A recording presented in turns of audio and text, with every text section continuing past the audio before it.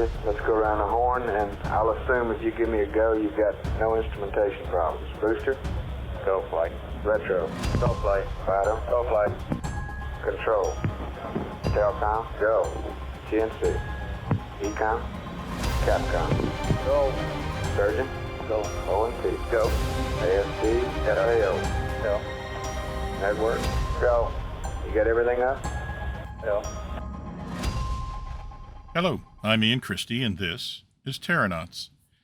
Today we're going to get back to the historical narrative of human spaceflight a little bit. In our past episodes, we'd worked our way up to the end of Project Mercury, Gordon Cooper's flight MA9 in May of 1963. Today I want to rewind the clock just a little to the fall of 1962, to the moment of John F. Kennedy's famous "We Choose to Go to the Moon" speech, because this is really the point in time when the space race kind of shifted into a new gear. So let's take a quick look at the state of humanity's efforts to leave the planet at that time. Obviously, much of the activity was in the Soviet Union. Now, we haven't talked much about the Soviet space program, which is an omission that I am intending to correct soon, because I have finally tracked down some references, and I'm finding out a lot about the early days of space in the post-World War II era in Russia. I'm not quite ready to do a full episode on that yet, but you can assume that it'll be coming soon. But, by the way of a brief overview, we can say that in the fall of 1962, the Soviet Union was still the leading nation in space. That much is, and was, clear at the time. The Soviet Union had been the first to launch a satellite into orbit and the first to launch a human into space, and unlike NASA, the first manned Soviet launch had put Yuri Gagarin into orbit.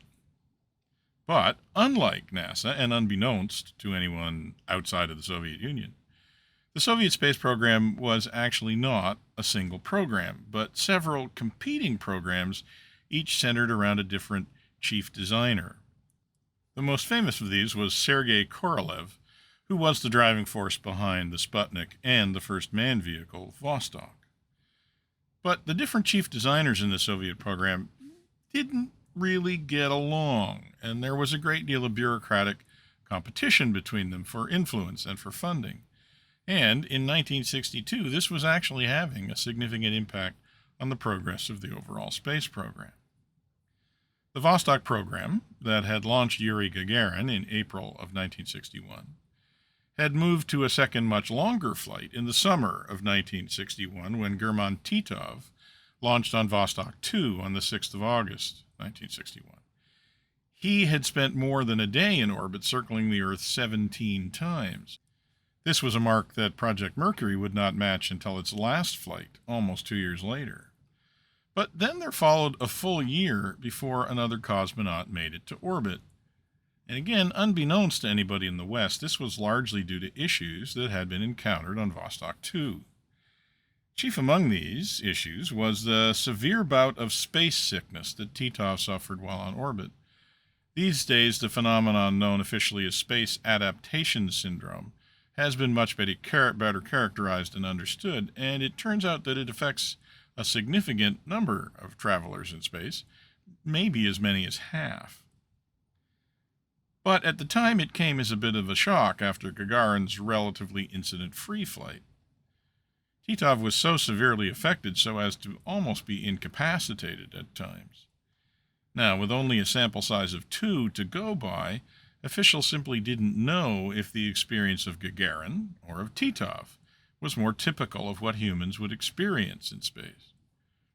So plans for Vostok after Gagarin's flight, spurred on by Korolev, had been to begin to dramatically increase the duration of further flights, as the Soviets had ambitions both of building an orbiting space station and of going to the moon, and both of which would require much longer flights.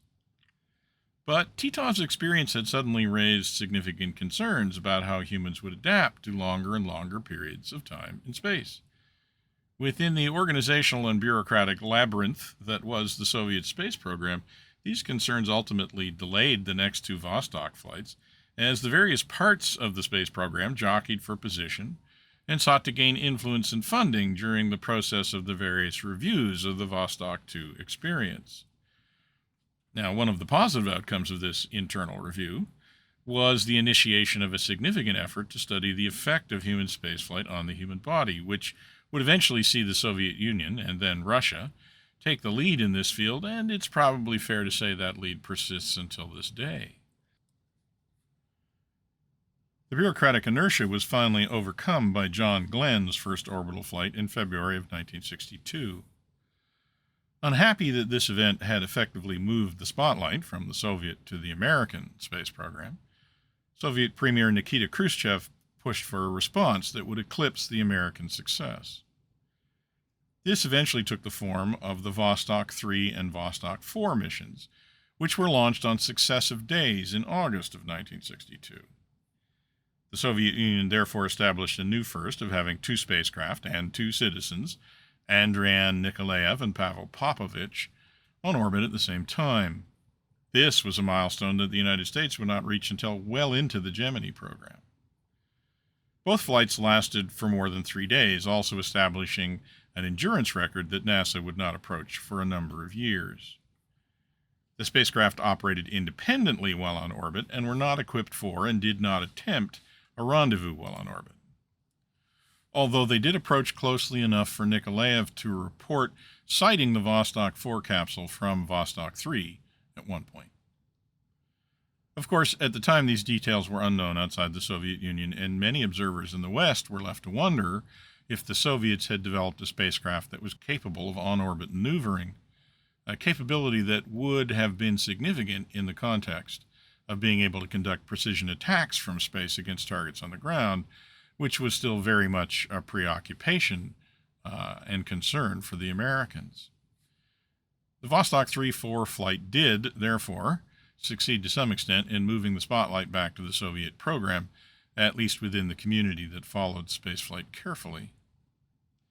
It is, in fact, arguable that this response to NASA's success was at least partially responsible for the acceleration of efforts in the U.S. to make plans to move beyond Project Mercury and to build on its successes. But before we come to NASA's manned programs beyond Project Mercury, let's take a look at what else was going on in space in the fall of 1962. It's certainly fair to say that while launching humans into orbit got the lion's share of attention then, and now, in fact, humanity was finding ways to go to space that did not involve actually having a member of the species leave the planet. In addition to the civil space programs, the militaries of both the U.S. and USSR were continuing their space programs. These programs focused on the design and production of ever more powerful and accurate intercontinental ballistic missiles, which was still in some ways the overriding interest of the two superpowers, the means of effectively delivering atomic weapons at great distances. But the military space programs were also increasingly becoming alive to the possibility of using space as the high ground from which to observe any part of the planet, including the territory of their erstwhile enemies. The Soviets were focused on their Zenit satellites, and the U.S. was building their Corona keyhole satellites. Unlike the spy satellites that we have become used to, both of these satellite programs were actually designed around capsules full of cameras that would be placed in orbit, would take their pictures using film cameras, and then would return to Earth in a return capsule so the film could be developed and studied on the ground. But humanity was not only finding ways to look at our planet, but finding ways to look outward from our planet as well. More than a year before President Kennedy's speech, the first spacecraft to explore beyond Earth orbit had been launched by the Soviets. Venera 1 was launched in February 1961, bound for a rendezvous with the planet Venus in May of that year. While the rendezvous did successfully take place, no data regarding the flyby was ever received because telemetry to the probe was lost a week into the mission. Still, humanity had stretched its reach beyond the orbit of our planet. The first flight to the moon had taken place in April of 1962. NASA had launched Ranger 4, which was designed to quite literally crash into the moon. Before impact, it was designed to collect gamma ray data while in transit to the moon, to study the radar reflectivity of the lunar surface, and to transmit some pictures of the moon's surface just prior to impact. An onboard seismometer capsule was designed to survive the impact and return data from the lunar surface. Unfortunately, like the Venera mission, the Ranger 4 spacecraft effectively failed to call home after its separation from its main booster. Its trajectory was accurate, though, and it did reach its final destination, crashing into the moon's surface on the 26th of April, 1962. Once again, it was not really a successful mission, but it was the first time that humanity had made an impact, literally, on a celestial body not our own. Just prior to the Ranger mission, NASA had launched a successful mission to study another celestial body, although without leaving Earth orbit. The first orbiting solar observatory mission, known as OSO-1, launched in March of 1962 and marked the start of a successful solar science program of 8 satellites that would last until 1986. As we've discussed on the podcast before, there were also a number of commercially oriented Earth-focused satellites that were also up and running by the fall of 1962. The first weather satellite, Tyros-1, had been launched in April of 1960, and the broadcast of the very first images of Earth from space had followed fairly shortly. In July of 1962, the first active direct relay communication satellite, Telstar-1, had been launched, inaugurating not only transcontinental communications through space, but also the era of live via satellite by enabling the first transatlantic television broadcasts. And in late 1962, the U.S. and the USSR were to be joined by the third nation in space when Canada launched Alouette-1 to study the upper atmosphere from space. So it was fair to say that traveling to space had moved from the realm of science fiction to that of science and engineering fact, and that our understanding of the myriad ways in which we could use access to space was expanding rapidly. But traveling to space was still a rare, difficult, and to some extent dangerous endeavor. So when President Kennedy stood up to the microphone on that September day in Rice University and challenged his countrymen to go to the moon before the end of the decade, not because it was easy, but because it was hard, he really wasn't kidding. Getting a man to the moon and returning him safely to Earth looked every bit as hard in September 1962 as getting anything off the planet had seemed a decade earlier. But while that speech in Texas in the fall of 1962 is widely seen as the start of NASA's quest for the moon, the effort had actually started a bit earlier, although the fact was maybe not widely appreciated outside of NASA at the time. In fact, President Kennedy had laid the marker of going to the moon down more than a year before his Rice speech, when, just following Al Shepard's first suborbital flight, he had included a proposal to commit to a moon landing before the decade is out in a special message to Congress on urgent national needs in May of 1961. It was that event that really supercharged NASA. Since that time, the Space Task Group, which had originally been set up really to run the Project Mercury, had become the Manned Spaceflight Center and had been given a new home in Houston, Texas. And the group was now managing 3 manned spaceflight programs. Of course, the first of these was Mercury, and the second was actually Apollo, because Apollo had actually started in 1960 as a project to investigate the next generation spacecraft, one that was designed to carry more crew members, like up to 3, and to support missions of significantly longer duration. But once President Kennedy issued the Lunar Challenge, the Apollo program had immediately become the program that was going to take NASA and humanity to the surface of the moon. The third program was actually a child of the first 2, even though it would ultimately get off the planet second. And this program was, of course, Gemini. Now, a note on pronunciation. If you're like me, you desperately want to pronounce the name of this program as Gemini, but the NASA history is quite explicit that the project itself used the pronunciation Gemini. And so that is what I am going to attempt to do, although I cannot guarantee that the odd Gemini might slip out. So I apologize to any Project Gemini veterans if I happen to get it wrong. As I said, Gemini was very much the child of Mercury and Apollo. In modern project speak, we would say that Mercury provided the technology push for Gemini and Apollo provided the market pull. What would eventually become Project Gemini started as a small internal Project Mercury study on how to improve the Mercury spacecraft. It was officially known as Mercury Mark II, and its original budget was a few tens of thousands of dollars. And in what must be one of the world's greatest example of what is known in the business as scope creep, it eventually became a program consisting of 12 orbital flights, a staff of thousands of NASA, U.S. Air Force, Navy, and contractor personnel, and a final budget of over $1 billion.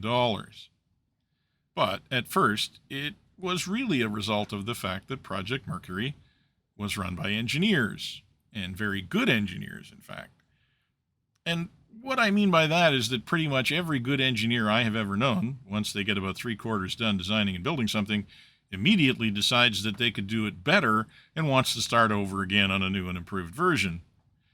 And that is exactly what happened on Project Mercury. Once the capsule design had been fixed and the first capsules had been built and tested, even before the first suborbital flight, the engineers began to realize that what they really wanted, as noted in On the Shoulders of Titans, A History of the Project Gemini, was, quote, a more refined capsule with better operational and maintenance capabilities, a better door, better wiring, possibly a bipropellant control system, etc. In short, they wanted the capsule they would have designed originally if they'd known then what they knew now. The man assigned to study this challenge, and who eventually acted as the midwife to Project Gemini's birth, was Canadian James Chamberlain. Jim Chamberlain had been working as an aeronautical engineer and designer for more than 20 years at that point. He'd been the chief of design of the ill-fated Avro Arrow, and when Arrow was canceled, he was one of the legion of Canadian engineers recruited by the Space Task Group into NASA. In February of 1961, when Bob Gilruth assigned him to work on the improved Mercury design, he was the chief of the Space Task Group Engineering Division. Although soon, the new design would be taking up enough of his time that he delegated much of the supervision of the operation of the division to his assistants. This was partly because Chamberlain himself was spending an increasing amount of time in St. Louis, working out of an office at the McDonnell Aircraft Corporation. He was thinking about doing a lot more than just making some minor modifications to Mercury, though. As noted in On the Shoulders of Titans, quote, James Chamberlain followed his own course. He'd arrived at St. Louis in February, convinced that his job was to redesign the Mercury capsule from the bottom up, unquote. Chamberlain, as head of STG engineering, knew better than anyone the limitations of the Mercury spacecraft. Put simply, the original design of the Mercury capsule, which was basically built to be the smallest and lightest container that could get a human being into orbit, had resulted in a highly integrated design that was a bit of a nightmare to build, test, check out, and launch. Worse still, adapting the Mercury design to do anything beyond its original design goal of getting one human being into orbit for a short period of time was actually going to be a significant challenge. The basic problem with the Mercury design was that you couldn't change anything without having to change everything. This was because most of the various systems were all contained inside the cabin with the pilot. In order to make everything fit, the components were placed wherever they would fit, kind of like some huge game of Tetris, where the location of every piece had more to do with its size and shape and less to do with how it had to be connected to all of the other pieces. Remember as well that this was long before the days of digital computing and common data buses. So every electrical signal that had to be sent from one piece of electronics to another had to be carried on its own wire. In addition, many of the interfaces were not electrical, they were actually mechanical, with the result that the capsule was a maze of wiring harnesses, tubes, and mechanical linkages. It meant that it was almost impossible to do more than one task at a time, since everything overlapped with everything else. And because everything was inside the capsule, it meant that it was virtually impossible for more than one technician to work on anything at a time.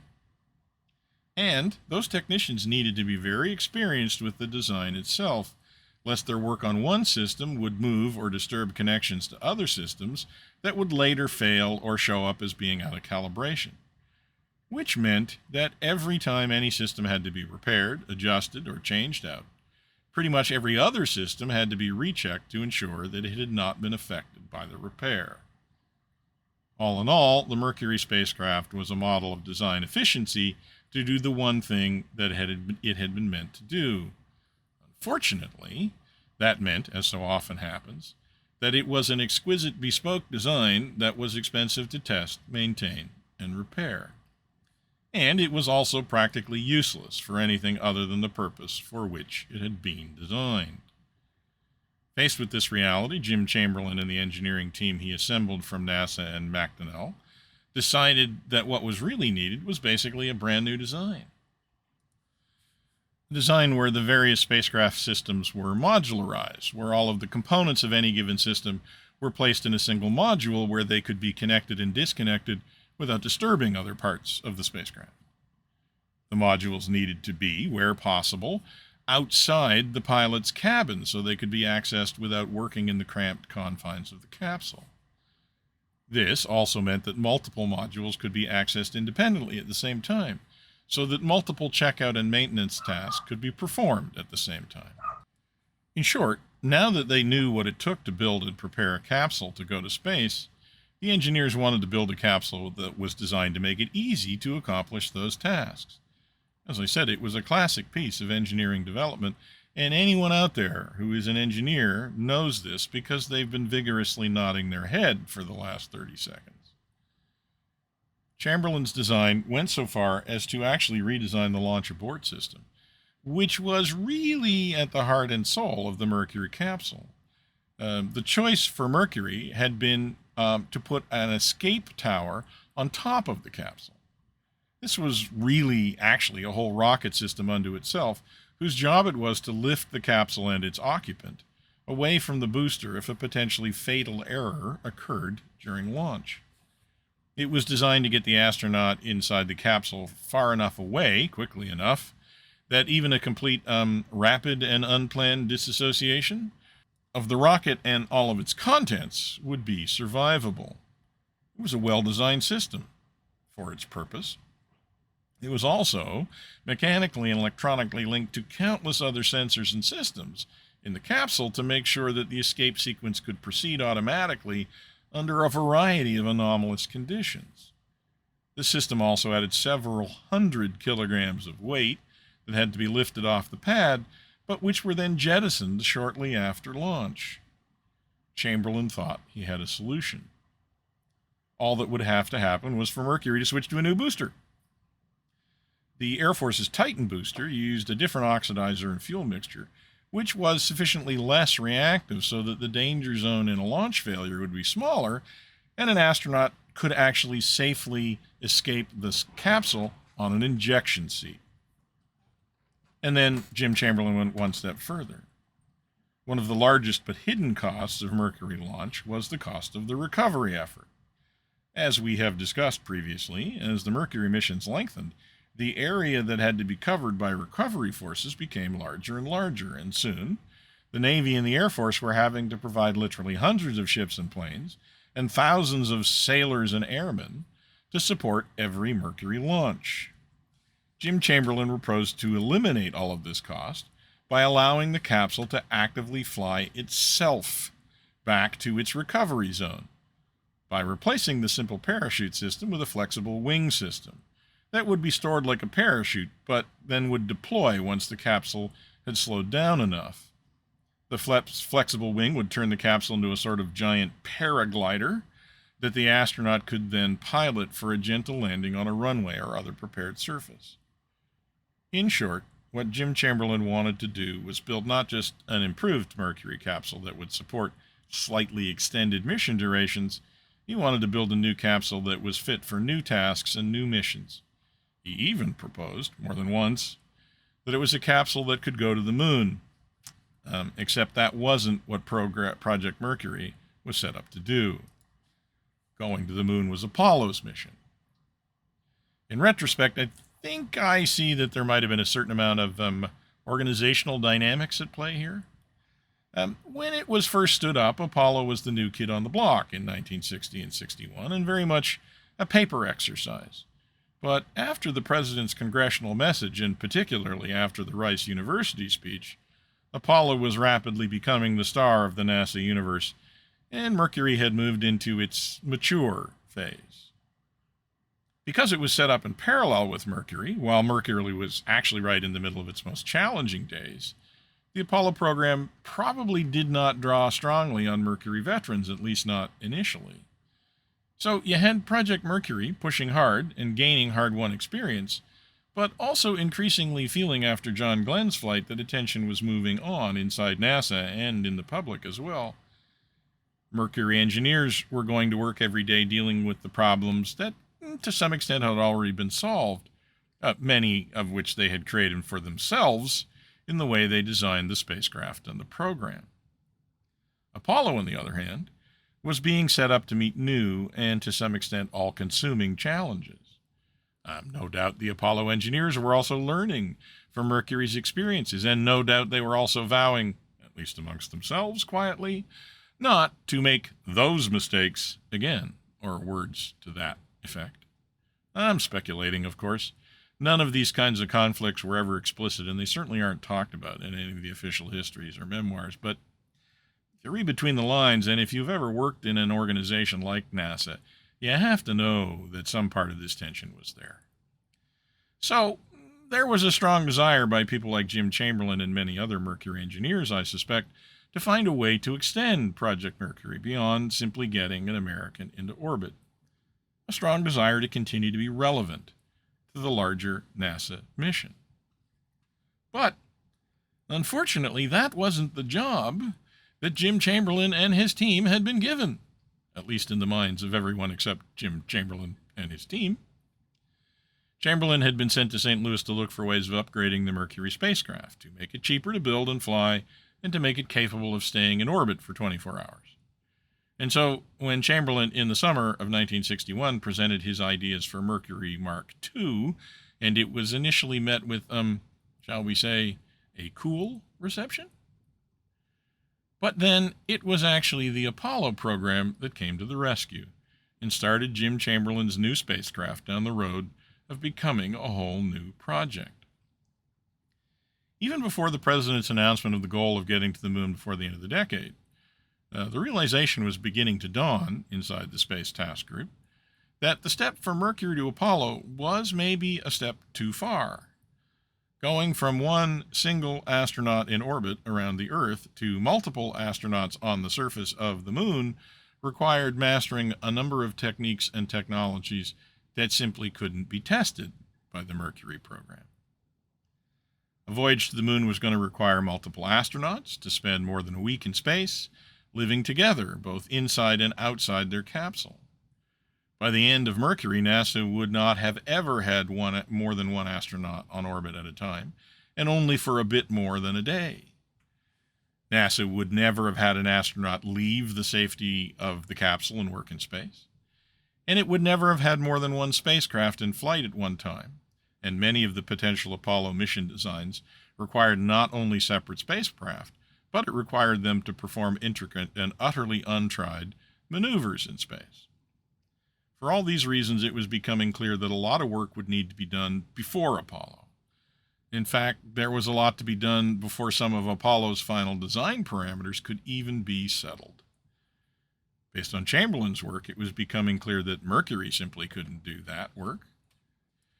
A new spacecraft and a new program was needed to bridge the gap from where Mercury could take NASA to where Apollo needed to pick up the baton and carry it to the moon.